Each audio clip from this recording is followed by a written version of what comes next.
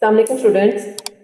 Okay students, अब 9th class की biology का chapter number 4 that is cells and tissues उसको डिस्कस कर रहे थे। तो अपनी आज की वीडियो में history of formulation of cell theory को डिस्कस करेंगे कि सेल थ्योरी किस तरह से जो है फॉर्मुलेट हुई या कौन कौन से साइंटिस्ट ने अपना रोल प्ले किया, तो बाद में सेल की डिस्कवरी हुई और सेल थ्योरी में जो है फॉर्मुलेशन की गई, उसको चेंज किया गया, उसको मॉडिफाई किया गया। ठीक है, तो अगर इससे पहले बात करें, हमने अपनी प्रीवियस वीडियो में माइक्रोस्कोप और इलेक्ट्रॉन माइक्रोस्कोप और लाइट माइक्रोस्कोप को डिटेल से डिस्कस किया था। अगर आपने वो वीडियो नहीं देखी तो उसका लिंक मैं ऊपर आई के बटन पे शो करिए, वहां पे उस वीडियो को देख सकते हैं। ओके, अब अगर हम आज के टॉपिक को स्टार्ट करें तो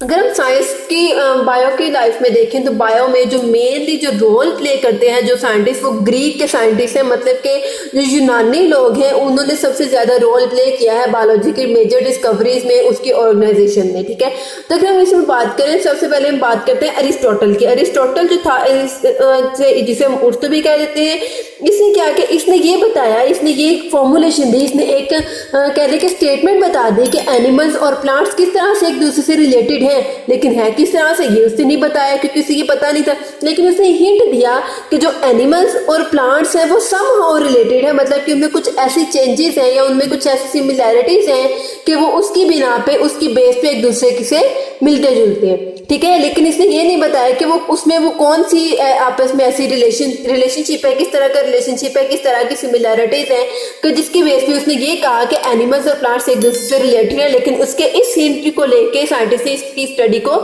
आगे जो है वो प्रोसीड करवाया। अब इसके बाद उसकी जो क्वेश्चन था, उसके क्वेश्चन से एक और क्वेश्चन निकला कि is there a fundamental unit of structure shared by all organisms, कि क्या यहाँ पे एक ऐसा फंडामेंटल यूनिट है स्ट्रक्चर का जो हर ऑर्गेनिज्म में है। ठीक है, मतलब कि उन्होंने जब उसने ये कहा कि एनिमल्स और प्लांट्स आर समहाउ रिलेटेड, तो उसके क्वेश्चन से ये क्वेश्चन निकला, उसकी स्टेटमेंट से, कि क्या इन दोनों में कोई ऐसी बुनियादी इकाई है, क्या इन दोनों में कोई ऐसा यूनिट है, फंक्शनल या स्ट्रक्चरल यूनिट है जो ऑल ऑर्गेनिजम्स में एक जैसा हो।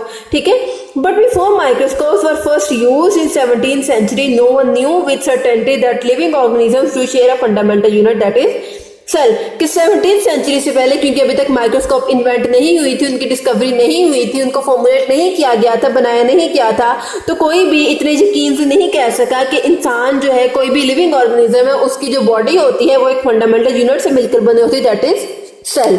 मतलब कि किसी ने भी इस बात को प्रूव नहीं किया, ना कोई इस बात को प्रूव कर सका कि ह्यूमन की बॉडी या लिविंग ऑर्गेनिज्म की बॉडी सेल से मिलकर बनती है, क्योंकि अभी तक जो है वो माइक्रोस्कोप को इन्वेंट नहीं किया गया था, उसको फॉर्मुलेट नहीं किया गया था। ओके, तो ये था अरिस्टोटल का रोल, कि अरिस्टोटल ने क्या रोल प्ले किया सेल की डिस्कवरी में।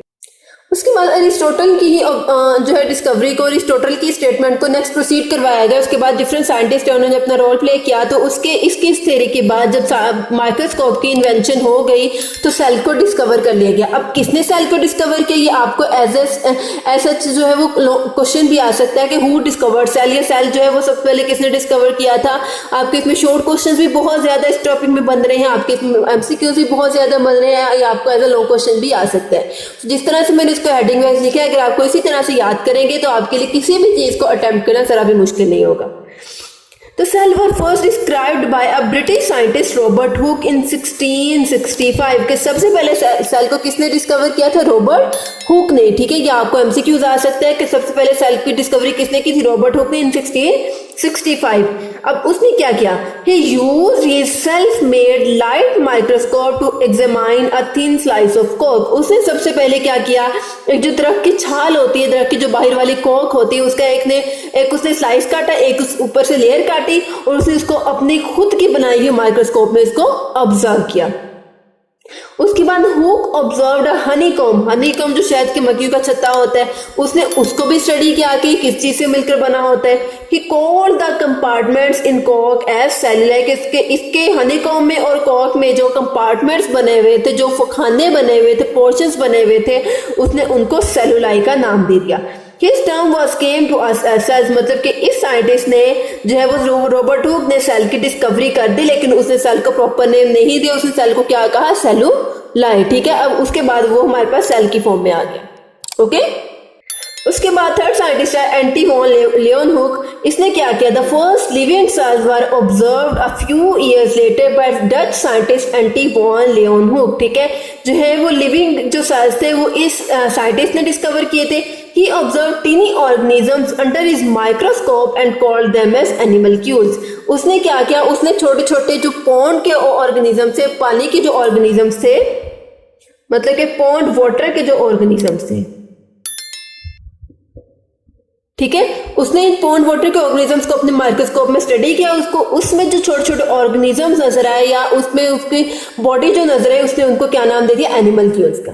ओके, उसके बाद एक और साइंटिस्ट आया, fourth scientist, that is Jean Baptiste D Lamarck. अब इसने क्या जो है वो अपना रोल प्ले किया। क्या इसने ऐसा काम किया कि जो है इसकी बेस पे ये कहा जा सके कि इसने भी सेल की थ्योरी में अपना रोल प्ले किया। इन 1809 लमार्क प्रपोज दैट, अब इसने एक statement the, no body can have life if its parts are not cellular tissues or are not formed by cellular tissues। कि अगर किसी लिविंग ऑर्गेनिज्म की बॉडी सेल से मिलकर नहीं बनी या उसके बॉडी के जो पार्ट्स हैं वो सेल से मिलकर नहीं बने तो उसमें कोई भी लाइफ नहीं होगी, मतलब कि वो एक ऑर्गेनिज्म नहीं होगा। ठीक है, उसने ये कहा, उसके कहने का ये मतलब था कि जितने भी ऑर्गेनिजम्स हैं, दैट में बी लिविंग ऑर्गेनिज्म, दैट में बी नॉन लिविंग ऑर्गेनिज्म, हर ऑर्गेनिज्म की बॉडी सेलुलर टिश्यू से मिलकर बनी होती है, मतलब सेल से मिलकर बनी होती है। ठीक है, अगर कहते हैं कि अगर किसी की बॉडी में सेल नहीं है तो वो एक बॉडी नहीं है। ठीक है, वो पता नहीं क्या चीज है। उसके बाद नंबर 5 पे एक scientist Robert Brown. In 1831 a British botanist Robert Brown discovered nucleus in cell. यहाँ तक क्या हुआ, सेल की डिस्कवरी हो गई। एंटी वॉन लेवनहुक और जीन बैप्टिस्ट डी लमार्क ने क्या किया, सेल को डिस्कवर कर लिया।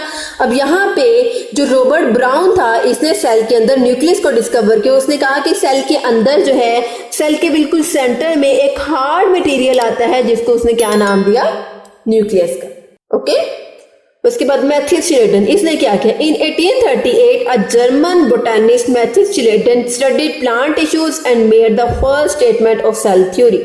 उसने क्या किया, प्लांट टिश्यू को ऑब्जर्व किया और उसने क्या स्टेटमेंट दी, all plants are aggregates of individual cells which are fully independent. कहते हैं कि जितने भी प्लांट्स हैं वो इंडिविजुअल सेल से मिलकर बने होते हैं, मतलब कि हर एक ऑर्गेनिज्म जो है वो सेल से मिलकर बना होता है और हर सेल जो है फुली इंडिपेंडेंट होता है, मतलब कि इसने अपना जो है वो अलग रोल प्ले करना है।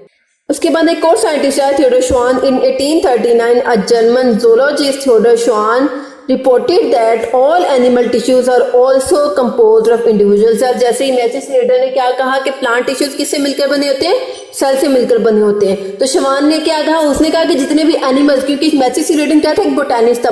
बोटेनिस्ट किसे कहते हैं, जो प्लांट को स्टडी करते हैं, जबकि जोलॉजिस्ट वो होते हैं जो एनिमल्स को स्टडी करते हैं। ठीक है, ये आपने ब्रांचेस ऑफ बायोलॉजी में पढ़ा था। ठीक है, तो उसने कहा कि अगर जो है प्लांट का ऑर्गेनिज्म जो है वो सेल से मिलकर बनता है, तो जो ऑर्गेनिजम्स हैं, लिविंग ऑर्गेनिजम्स हैं, एनिमल्स हैं, वो भी सेल से मिलकर बनते हैं। ठीक है, अब यहाँ तक जो था, यहाँ तक सेल की डिस्कवरी कंप्लीट हो गई कि सेल किस तरह से डिस्कवर हुआ। उसके बाद सेल में मॉडिफिकेशंस आते गए, सेल में कह लें कि उसकी डिस्कवरी में मॉडिफिकेशंस आते गए, उसकी डिस्कवरी में उसके फीचर्स को, एट्रीब्यूट्स को ऐड करते गए।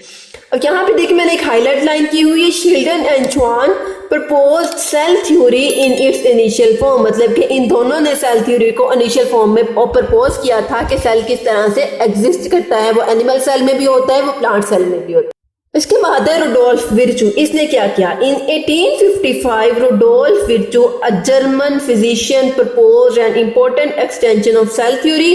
ठीक है, उसने सेल थ्योरी में इंपॉर्टेंट एक्सटेंशन दी। He proposed that all living cells arise from pre existing cells, कि जितने भी लिविंग सेल्स हैं वो पुराने सेल से मिलकर बनते हैं।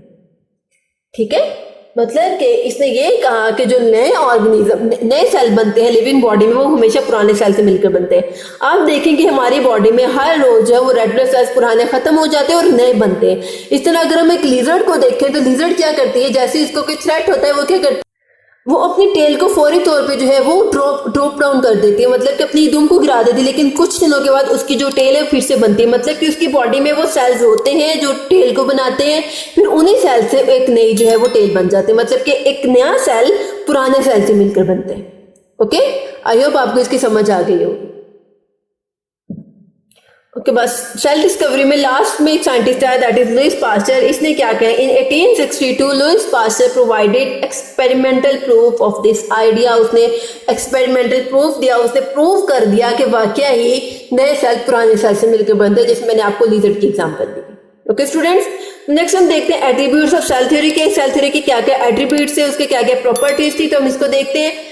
Cell theory is regarded as one of the most fundamental knowledge in biology. के सेल थ्योरी जो है वो फंडामेंटल नॉलेज है, मतलब कि इसके बगैर हम बायोलॉजी को स्टार्ट नहीं कर सकते। जब तक आपको सेल का नहीं पता होगा, आप लिविंग ऑर्गेनिज्म को किस तरह से स्टडी करेंगे। It has wide ranging effects in all the fields of research. ठीक है, after the initial presentation of cell theory by Schleiden and Schwann, many details of cells was studied and cell theory was extended। के cell theory को extend किया गया, उसमें नई नई changes आते हैं। Cell theory in its modern form includes the following principle. अगर हम मॉडर्न सेल थ्योरी को देखें तो इसमें क्या क्या प्रिंसिपल्स आते हैं, क्या क्या इसके प्रॉपर्टीज हैं। ऑल ऑर्गेनिजम्स आर यूनिसेलुलर और मल्टी सेलुलर, के या तो उनकी बॉडी वन सेल से मिलकर बनती है या मैनी सेल से मिलकर बनती है। अगर वन सेल है तो क्या होगा, यूनिसेलुलर। अगर मैनी सेल्स हैं तो क्या होगा, multicellular. Cells are the smallest living things, the basic unit of organization of all organism। मतलब के सबसे बेसिक यूनिट है और इंसान की बॉडी का, एक लिविंग बॉडी का, एक प्लांट की बॉडी का सबसे जो छोटा पार्ट होता है, that is called a cell. Cells arise only by divisions in the previously existing cells. के सेल किससे बनते, जिस तरह हमने जो वो भी प्रीवियस अपने पढ़ा था कि सेल किससे बनते हैं, प्री एग्जिस्टिंग सेल से। तो ये इस सेल की प्रॉपर्टीज में आ जाते हैं। ओके स्टूडेंट्स, तो ये था हमारा आज का टॉपिक। आज हमने सेल थ्योरी को डिस्कस किया, जिसमें हमने डिफरेंट साइंटिस्ट को डिस्कस किया। आई होप आपको आज की वीडियो अच्छे से समझ आई होगी। अगर आपको कहीं भी कोई कंफ्यूजन लगेगा या कोई पॉइंट मिस लगे तो कमेंट सेक्शन में जरूर बताइएगा। ओके, तो अगर आपकी वीडियो अच्छी लगी हो तो आप मेरे चैनल को लाइक कीजिए, सब्सक्राइब कीजिए, साथ ही बेल आइकन के बटन को प्रेस कीजिए। इससे आपको मेरी हर वीडियो का नोटिफिकेशन सबसे पहले देखने को मिलेगा। ओके स्टूडेंट्स, अल्लाह हाफिज।